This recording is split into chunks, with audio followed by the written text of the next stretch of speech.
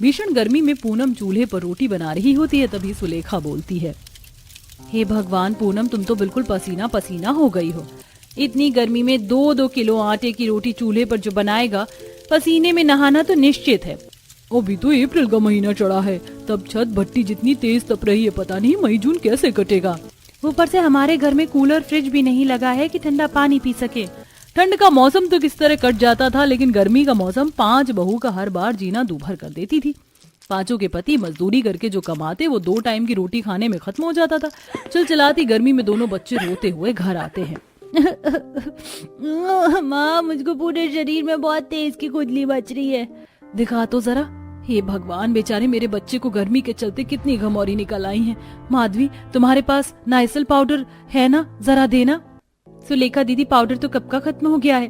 Mummy मुझको भी खुजली मच रही है। सुलेखा जीजी देखो, चिंकी को भी घमौरियां हो गई हैं, खून भी निकल रहा है। पता नहीं ये पांचों भाई आखिर क्या कमा रहे हैं। आग लगे इनकी कमाई में। आज घर में कूलर लगा होता तो बच्चे ठंडक में सोते। गर्मी के चलते बच्चों की बेहालत देखकर रजनी सुलेखा रोने लगती हैं। तभी रूपा आंगन में नीम के पेड़ को देखती है, जिससे उसे जुगाड़ आता है। सुलेखा दीदी, एक जुगाड़ है जिससे दोनों बच्चों के शरीर की खुजलाहट मिट जाएगी। पता है नीम के पत्ते कितने लाभकारी होते। आप इन्हें पीसकर उन्हें लगा दीजिए, देखना सारी घमौरी भाग जाएगी। दोनों नीम के पत्तों का जुगाड़ लेप बनाकर लगाती हैं। कुछ देर बाद, अरे वाह माँ, ये नीम का लेप कितना ठंडक दे रहा है। प्रियांशु भैया, आज से मैं तो ये नीम का लेप लगाकर सोऊंगी। रात में ठंडा ठंडा कूल कूल नींद आएगी। शुक्र है भगवान का, दोनों बच्चे हंसने खेलने लगे। मेरी तो जान सूख गई थी। चलो जल्दी से बाकी का बचा काम निपटा लेते हैं, हमारे पति लोगों का घर आने का टाइम हो गया है। रूपा, रसोई के सारे बर्तन खाली करके निकाल दो, रात को मांज लूंगी। सुबह थाली थाली धोनी रहेगी। 6-7 बजते ही आंगन में धूप छा जाती है। ठीक है, चूल्हा लीप कर देती हूँ खाली। हाँ, देखो जरा, मिट्टी से चूल्हा लीपने के बाद बर्फ जितना ठंडा हो गया है। रूपा के कहते ही माधवी का जुगाड़ दिमाग चल पड़ता है। मेरे दिमाग में नंबर 1 का जुगाड़ आया है। क्यों ना हम अपने घर को मिट्टी से लीपने लगे। सोचो जरा, जब गर्म अंगीठी बर्फ जितनी ठंडी रह सकती है तो जमीन कितनी ठंडक रहेगी। हाँ, तो देर किस बात की है, काम शुरू करते हैं। फिर 2 जुगाड़ू बहू बहुत सारी मिट्टी घोलकर पूरे जमीन को गाढ़ा गाढ़ा लीप लेती हैं। कुछ देर में पांचों के पति आ जाते हैं। तभी रोटी खाते हुए रमेश कहता है, क्या बात है माँ, बाकी दिन घर की जमीन गर्मी से कितनी जलती है, आज बर्फ जितनी ठंडक है। बस तुम पांचों की लुगाइयों ने जुगाड़ लगाया है। बस इस साल आप पांचों भाई मिलकर घर में एक कूलर और छोटा मोटा फ्रिज लगवा दो। ठंडा पानी पीने के लिए हम तरस की रह जाती हैं। अरे यहाँ रोटी खाने के पैसे नहीं कमा रहे तुम, फ्रिज कूलर की फरमाइश कर रही हो। मकान मालिक का 2 महीने का किराया सिर पर चढ़ा हुआ है, पहले वो उतार लेने दो। तभी उनके खाना खाते टाइम मकान मालिक चेतन धमकाता है, अरे ओ लखन, रमेश, सुरेश, पंकज, दिनेश, कहाँ हो? आज किराए की तारीख है मगर तुम लोगों का किराया नहीं आया। सेठ, गर्मी के चलते काम धंधा बड़ा मंदा है। फिलहाल हम पांचों भाई की आज की कमाई है 250 रुपए, रखो, बाकी बाद में देता हूँ। अबे भूतनी के, मैं क्या तुझसे भीख मांगने आया हूँ जो ये 200-250 रुपए पकड़ा रहा है मेरे को। कमरे का किराया 2500 रुपए है और इस महीने से किराया बढ़ा दिया है मैंने, तो 3000 लगेगा। किराया बढ़ाने की बात पर पांचों बहू बोल पड़ती हैं, मगर मकानदार जी, आपने किस बात का किराया बढ़ाया? ना तो इस घर पर पक्की छत है, पीने के लिए भी खारा पानी आता है, हमें कहीं कहीं से मीठा पानी भर कर लाना पड़ता है। दीवार भी एकदम टूटी हुई है, वो तो जुगाड़ लगाकर हमने मिट्टी से मरम्मत की हुई है। और रमेश, बोल दे अपनी लुगाई को ज्यादा मुझसे चिक न करे।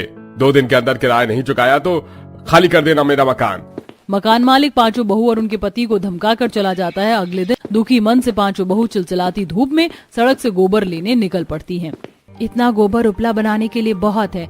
वैसे हम लोग जंगल के काफी नजदीक आ गए हैं, तो चूल्हा और घर लीपने के लिए मिट्टी भी ले चलते हैं। फिर पांचों जंगल से मिट्टी खोद कर घर ले आती हैं, जहाँ रास्ते में एक दुकान पर कबाड़ी वाला कूलर फ्रिज बेच रहा था। अरे आओ, रास्ते का माल ले जाओ सस्ते में, आओ आओ आओ। लगता है इस कबाड़ी वाले की दुकान पर कोई पुराना कूलर फ्रिज बेच कर गया है। चलो रेट पूछ लेते हैं। हाँ ठीक है, चलो। अरे भैया, ये कूलर और फ्रिज चलता है या खराब है? अरे चलेगा क्यों नहीं बहन जी, ये कूलर और फ्रिज तो दौड़ेगा भी। एकदम फर्स्ट क्लास कूलर फ्रिज है, ले जाओ 10,000 में दोनों। भैया 10,000 रुपए तो हम गरीब बहुओं के लिए बहुत ज्यादा हैं। अरे तो आप ही बता दो क्या दोगी। ज्यादा से ज्यादा दोनों के मिलाकर हम दोनों के 2000 रुपए दे सकते हैं। लोहे के भाव से बेचने से बढ़िया तो जो ही 2000 रुपए आएंगे।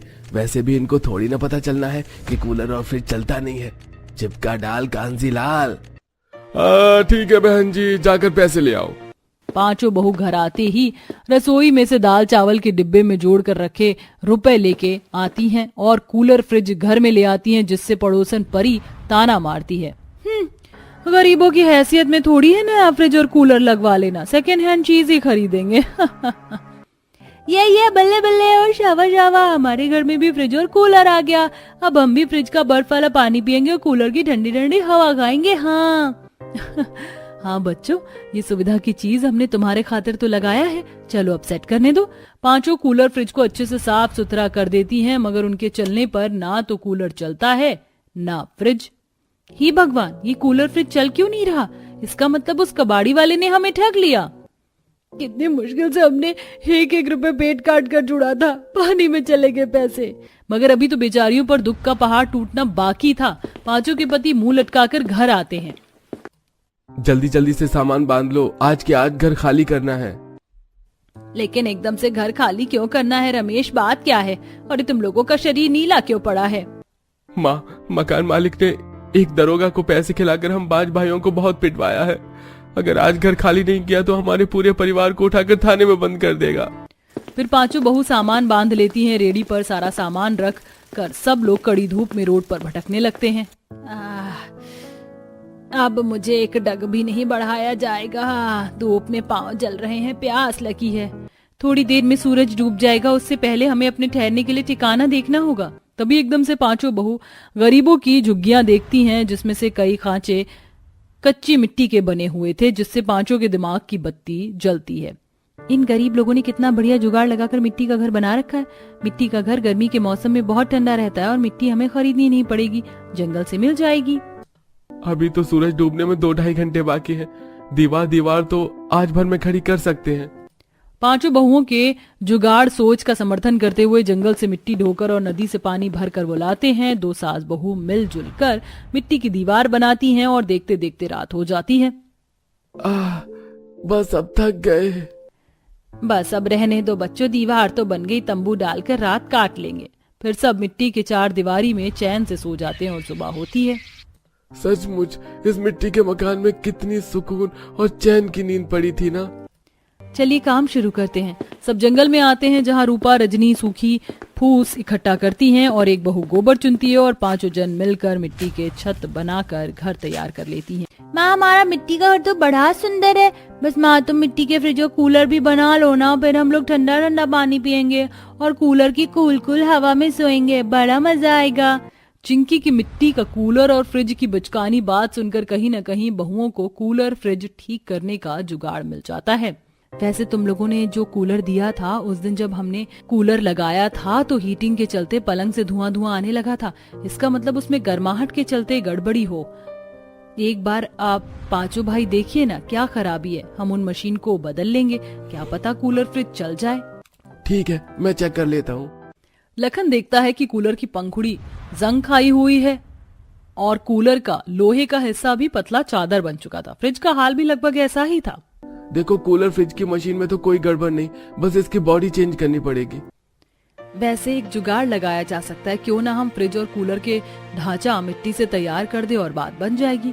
पांचों जुगाड़ तरीके से मिट्टी से कूलर फ्रिज का ढांचा बनाकर उसमें उस लोहे को पीट कर पतली चादर बनाकर दोबारा इस्तेमाल करती हैं और फिर कूलर के अंदर नई घास सेट कर देती हैं। और इस बार जुगाड़ू बहू की मेहनत रंग दिखाती है। जैसे ही वो बटन दबाती है, कूलर से बर्फ जितनी ठंडी हवा आने लगती है। क्या बात है, तुम जुगाड़ू बहुओं का तो जवाब नहीं। तुमने मिट्टी का कूलर चला दिया, तुम्हें तो मैकेनिक होना चाहिए। अरे अब तुम पांचों मिलकर मेरी बहुओं को सताओ मत। फिर माधवी फ्रिज में पानी की बोतल भरकर मिट्टी की फ्रिज का परीक्षण करने के लिए रख देती है। कुछ देर बाद उसमें बर्फ जम जाती है और अब सब लोग ठंडा ठंडा बर्फ वाला शिकंजी पीते हैं।